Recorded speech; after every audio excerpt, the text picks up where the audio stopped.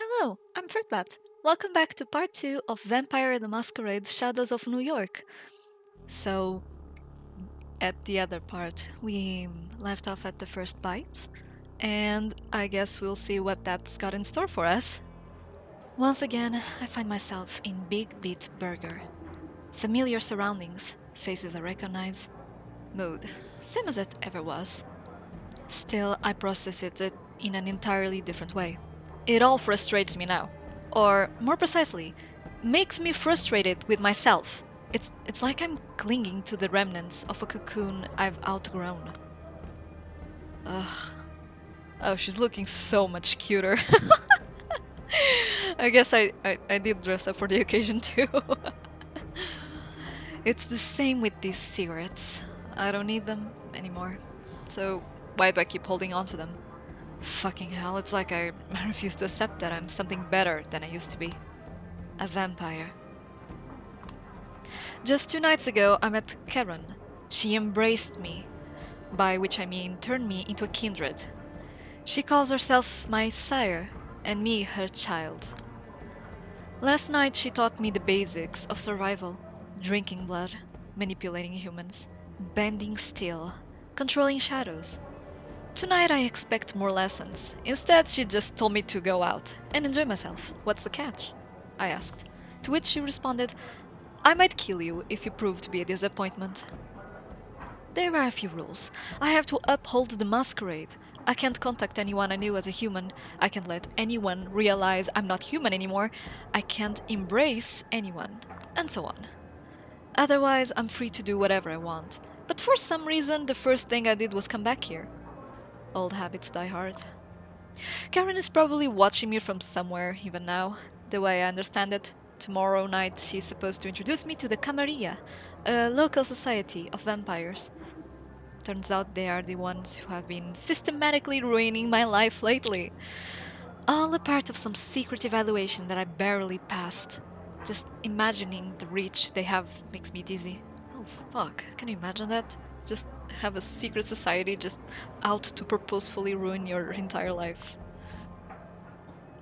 After they destroyed the old me, that I barely cared about, Karen rebuilt me anew. On one hand, her test left some scars that will take time to heal. No joke. On the other hand, maybe I should just be grateful? I am snapped out of my thoughts by a sudden scream. Some douchebag yelling about his french fries not being salty enough. I think this is my cue to leave. Permanently. Goodbye, BBB. Hope I never see you again. I'm destined for greater things, you see? Ooh, okay. I got a pick. Okay. The risks of swiping right. This Tinder addict smells like A, a bit of loser, B, wanna be intellectual, a perfect source of nourishment. I wanna bite people. Let me have him. He lowers his eyes awkwardly, thinking how to proceed with the rant. So it's like the conversation isn't really smooth, yeah. It's like I keep throwing shit against the wall and seeing what sticks. But nothing seems to stick for long. You understand, yeah? Uh-huh. It's really this lack of context that's killing about online dating. It's bad enough when a few photos and a single sentence are all you have to rely on when starting a conversation, yeah? But when a cosmic miracle finally happens, and she's actually willing to keep replying to you, she's actually down to meet up eventually, and you're out there sitting with her, and after 90 minutes you still don't have the shared context, just no clue whatsoever. It's just like, take me out and put a bullet in my head and put me out of my misery. So it's just one of those dates, and it's like, we've been sitting here for ages, and the only thing she has prolonged interest in is getting as hammered as possible. Just one drink after the another. And the more drunk she is, the more familiar she's getting. Wink wink. It's these little things, you know. Touching my upper arm after each joke, her arm around my shoulder, or gently punching my waist. This escalation is subtle, but steady. In addition, once a recurring topic appears, and that is all the cool shit she has and wishes she could have shown me. Oh, too bad it's all back in her apartment. Wink wink. That's when it hits me. She just wants to fuck. Sleep with me. No way! Yeah! Well, eventually we both run out of ideas for topics and that could potentially be interesting to both of us. So I'm just like, yeah, I'd sure love to see all the crap in your apartment. So we Uber there and it's like an admittedly pretty nice apartment. Like, nothing too fancy. But I can tell her dad is the kind of asshole I'd like to punch in the face if I ever met him. You know what I mean? So she guides me to the kitchen and makes me some tea, a rare Indian blend. Forgot what it was 5 minutes earlier. Then she excuses herself and goes back to the bathroom and doesn't come back. Surprise, surprise, I wonder why.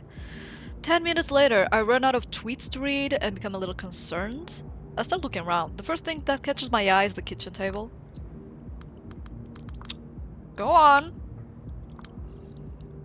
The table is surprisingly large and it's covered in neatly arranged documents, like some connected dots shit, investigation board, mafia, conspiracy kind of thing. Naturally, I take interest. Of course you do. It takes me 20 seconds to process what it is. Her entire mental health history. Jesus Christ. Sorted chronologically with all the juicy stuff neatly underlined in color. And I mean entire, it's all in there. A detailed description of her fucked up household situation over the years. Anxiety, ADHD, bouts of depression, suspicion. Oh god, okay. Suspicions of schizophrenia, severe BPD, some weird psychosexual stuff with her brother. I keep reading and remember what I said about throwing shit against the wall and seeing what sticks. I'm dead certain that's how her shrinks went about diagnosing her. She finally comes out of the bathroom like an hour after she went in. At this point I've read all of the shit on the table 3 times and not just the stuff she's highlighted for my convenience. And I feel like right now I understand her better than like someone who's read Crime and Punishment, understands Raskolnikov. And I'm not happy about that like at all. You know what I mean? Uh-huh. She walks in with a cheerful "Hi!" and responds with a slick "All good?" She nods, does this weird finger gun thing and chuckles. I pretend I've been doing work-related stuff on my phone the whole time. The small talk starts. A minute in, she casually picks up one of the documents on the table and she starts doing these super obvious body language cues that are like, oh no, how did I get this here? How did this get here? I'm practically dying inside, but I put on my cool face and make it look like I'm not here. Sorry, gotta reply to my boss. Yeah, he's working 24/7. Psycho, motherfucker, yeah, hahaha. She slowly collects all the documents, puts them away, and then nonchalantly asks me something about Tame Impala while I'm feeling crushed by all the kinds of trauma I've learned about. The apartment starts feeling like a coffin. All of a sudden, she picks up a kitchen knife and starts playing with it with this zoned out stare. I'm mortified, so what do you think I did? You slept with her? Of course I slept with her! You look like the type, yeah. That's how the worst 6 months of my life began, and I couldn't even say I didn't see it coming. God, I'm such a slut. He leans back and groans while hiding his face behind his palms. I look at his neck. Every vein seems so visible and impossibly alluring. I don't think I ever looked at anyone's neck like that. I realize I feel insanely thirsty. Damn. I know. You sure took a turn. Years ago, when this rant began, it was about continental philosophy. What? Sorry, can you say that again? He's pretty drunk, barely able to focus on anything but his current train of thought. Just what I was hoping for. Years ago, when this... Never mind. Listen, it's tough in here. I want to go out, get some fresh air. You haven't touched your drink. I mean, I would if I could. No more alcohol for me. What? No, this one's not mine. I mean, some dude bought it for me, but I don't want it. He scans the room with a dead stare, looking for the guy who did it, not realizing his best chance of finding him is in a mirror. Then he drinks like half of my glass at once, while looking around, as if he was hoping to prove his dominance over an unseen enemy. Okay, after you. We're walking across a mostly empty street. He's focused on keeping upright and walking in a straight line. I'm focusing on finding a spot where I can drink him up. You seem like bad news. Oh, wait, just like your type? Oh, yeah? So why don't you just leave me alone? Determinism, I guess. I roll my eyes, and that's when I notice it. A deep, underlit stairwell. I look around and realize there's no one around. This is my chance. I immediately yank him downstairs. It's almost pitch black, but I can still see his face. He doesn't seem shocked. It's more like awkwardness. No, no, no, listen. It's not that I like never wanted to do this sort of thing in public. Quite the opposite. It's just that I need a certain degree of comfort to perform at optimal levels. Oh, shut up! I sink my fangs inside of his neck as he whimpers and becomes silent. Finally, that's what I've been hoping for the past hour. He relaxes in my arms and I relax with him. It's like all the drinks I had to deny myself until now are hitting my head all at once, with no unpleasant side effects. I feel radiant. I don't want this moment to end. But it has to. It has to. I drop his body onto the floor, lick the wound closed, just the way she taught me. His pulse is faint but steady. He reeks of booze. If anyone finds him, there should be no suspicions. As I walk up the stairwell, I insert a finger in my mouth and try to sense my fangs. No dice. It seems they really are retractable. Well, that's handy. The hunger pangs are gone. I rub my hands around my body, feel comfortable, hopeful, happy. Can't remember the last time I enjoyed life like this. Now, let's keep this party going. Oh. Time to swing a little more. Nah, I don't want to hit the club. What's this? Retributive justice. A meathead bully and his unfortunate victim. I probably shouldn't interfere, but what better chance could I find to test what I've become? Ooh, we're gonna fight? Two men are facing each other in the dark back alley. One of them stands with his back against the wall, his chest heaving as he's struggling to catch his breath. People! Anybody out there? I'm being robbed! A brainy, rugged guy is yelling at metal staircases with a theatrical incredulity in his voice. With a lively step, he dances around an older man who's having trouble finding his footing. What is this bullshit? Oh, so now you can talk. Good, because I'm dying to hear what you did with my wallet, Holmes. Wallet? I have no idea what you're talking about. The goon starts prancing around like a Muay Thai boxer. He's smiling, but his eyes send a clear message. You're cornered, buddy. Don't even try to pull a fast one on me. Come on, homeboy. You may be able to trick an average Joe on the street with your act, but a fighter recognizes a fighter. It's like an animal thing. It's an instinct thing. Oh god, it's one of these. You've got some moves on you. You're like, shit, you're like a black mamba. Lightning fast reflexes. He starts shadowboxing for a moment. The man's definitely got energy to spare. However, I'm like a king cobra. You met your match. Two apex predators, now locked in battle. Oh, you're seeing snakes. That would explain some... Before he's able to finish, a sucker punch knocks the air right off his lungs. The older man slants on the wall. Before he can let out a groan, he's interrupted by a brutal kick to the chest. That's what I'm talking about, a fighting spirit, even when you're cornered. Ugh. Take a seat, deep breath, collect your thoughts before you speak up again. Remember where you put my wallet now? I'm pretty sure you broke my rib. An eye for an eye, a rib for a ribbing. Biblical punishment. It's only fair, homie. Fair? At least admit that this is a mugging. Wallet my ass. Still in denial. Okay, let's say I had about $5,000 in there. Give me $6,000 and I'll let you walk by, relatively unarmed. So admit it. Admit what? That this is not about proper compensation. This is a robbery. Look, buddy, this is beginning to bore me. Unless you want me to go all Anderson Silva on your ass, give me what I want. Anderson Silva? Yeah, Anderson Silva. A flying knee meeting your solar plexus. The man, the myth, the legend. Brazilian Jiu-Jitsu, Thai boxing, Western boxing, Taekwondo, Wing Chun, and Capoeira combined into a single fighting style that can be only described as straight-up murder. I've been studying the glorious singularity that is Anderson Silva for years. Every move I have, I own to him. So if you don't want this snake to turn into a deadly spider, show me the money, honey. This guy has the vibe of, when I'm mad, I see red. Just get that vibe. Summer 2013, Las Vegas. Ah? Watch it live, on pay-per-view. Weedman saw through all of Silva's tricks, whooped his ass, broke his spirit, showed him for a fraud. Showed him for a fraud he is. The man hasn't been the same ever since. All the empty showboating, hollow taunting, drunk on his own Kool-Aid. Jesus, of course you idolize him. Asshole!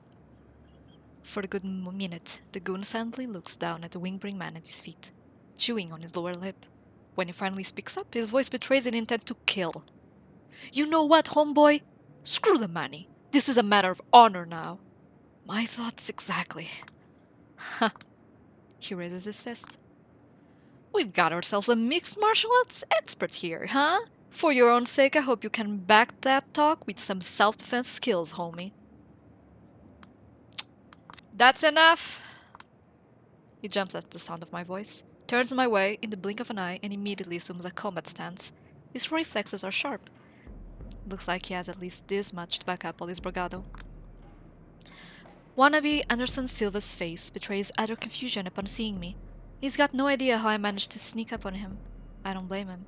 I wouldn't be able to explain it myself. It felt like I became one with the darkness, my pure consciousness traversing a dusky dreamscape, sorry, jumping from one shadow to another as if they were different trains of thought. I think of some experiences I've had with psychedelics. Every blink is an adventure. I was outside of this alley. Blink. I was above alley. Blink. Now I'm in front of this guy. And he pisses me off. The older man slumps down. Looked like he was trying his best to keep it together and gave up once the cavalry arrived. The goon regains his composure and barks at me in an overly gruff way. The hell you sneaking around here for, chica? Move along. This is between men. Not anymore. His fist turned towards me. I'm serious, and an equal opportunity ass kicker. I respond to the threat with the brightest, most innocent, virginal smile I can put on. So you're into shadowboxing, huh? Something comes over me. I can feel the darkness embracing me, whispering sweet nothings in my ear, pumping me up for what's to come. Low spinning sweep. Oh, I always wanted to try this. I zoom in, duck below his fist, and sweep him off his feet with a powerful roundhouse kick. It's probably the dumbest, flashiest thing I could have done, but I'm feeling more confident than ever. He flies into the air, only managing not to fall because of the wall behind him. I know what he's thinking. I should have blocked it. And he absolutely should have. But instead, he just flailed his arms helplessly, as if he suddenly found himself in front of an oncoming train. A primal expression of fear that suddenly and completely took him over. I don't know how I look right now, but judging by his expression, my guess is like the gaping maw of some primordial beast. I follow up the surprise attack with another punch to the solar plexus, or at least my nearest estimate. Once again, the effect terrifies even more. Looks like my hunch was correct, and I hit the right spot. He falls to the floor, whining like a wounded animal, tears streaming down his face. I let him collect himself a bit, and then grab him by his chin. Learn to choose your battles, homeboy. Let me go! For Christ's sake, just let me go! I kick him in the direction of the alley entrance, staggers off, and quickly disappearing from my sight. I check on his victim. Looks like he's conscious. Whoa! You whooped his ass, girl! But hasn't noticed anything out of order. Good. I was getting worried I might have overdone it just a little bit. That woman did say that keeping a low profile will be crucial if I want to survive. You alright? Need help? He manages to stand up. His smile is strained, but it suggests he's fine, or at least trying his best to seem fine. No, you gave me all the help I need, and then some. Thank you, miss. What's your name? Jessica? Thanks, Jessica. I was worried for a second, but this asshole's bark was worse than his bite. He's probably in worse shape than me now. I guess that counts as a victory. I'd better be going. My wife is probably worried sick. But before that, if there's anything I could do to repay you... Wallet, please. Okay, no. Just because I'm a vampire, it doesn't mean I have to be evil. Just be more careful. Forget about it. Just be a little more careful in the future, alright? A true Erin always refuses compensation for her help. At least that's how I think things should go. Never thought I'd help someone in a street fight. You're something else, Jessica. Never wanted to try your skills in the octagon?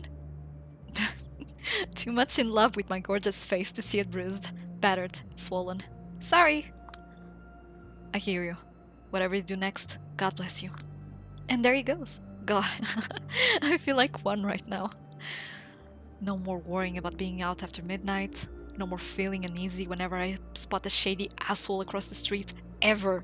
Hell, I could start jogging in Central Park after midnight now. Not that I need to. The future is looking bright. What a night. I watch Times Square from above. It's beautiful. Never thought this place could make me emotional, to be honest. But here I am, feeling deeply moved. Who would have thought? Getting up here was surprisingly easy, all things considered. Took more thought than physical effort. Earlier tonight I started experimenting with this body's limits. I realized I can jump over small buildings and climb steep walls with ease now, and my whole perception of space has shifted. I planned a scenic route across the rooftops. I did my best to avoid attracting attention, just as I was told. Stayed in the shadows as much as humanly possible. I spotted Roma from afar. For a second, I feel uneasy. But I remember what she told me. Machines won't get a clear view of me anymore. Camera footage, photos, it's all glitched out and blurry. Wouldn't take it for granted if I didn't try to catch my reflection earlier on. I couldn't see my face clearly. Not in the mirror, not even in a puddle. My face was like one of those Dali's clocks. She told me to keep a low profile regardless. Someone might take note and track you down. She didn't care to elaborate, but it didn't sound encouraging. Suddenly, it hits me that I might never be able to see my own face again. I won't even be able to take care of my looks by myself.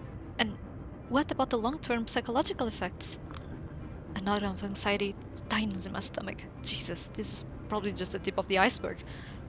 What else is going to change? Calm down, wait a second. These past few nights have been the best of my life.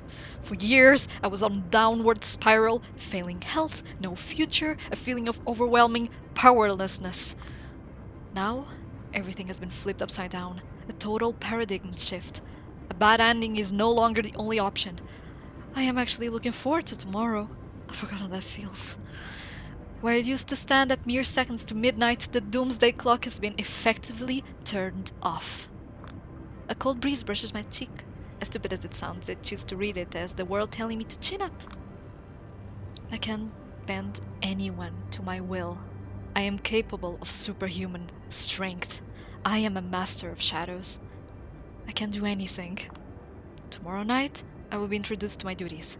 If everything goes according to plan, I will become a New York representative of the clan La Sombra. Whoever they are, whatever that means. I have no idea what to expect. But tonight is tonight. I'm free. All of my worries from a month ago feel like they belong to someone else. Finally, things are looking up. With this, I think we are going to stop here. So, this one, this one was a bit, I don't even know how to describe it, but, well, it was fun. Thank you so much for watching, and hopefully at some time I can record a third part. Thank you for watching. Bye!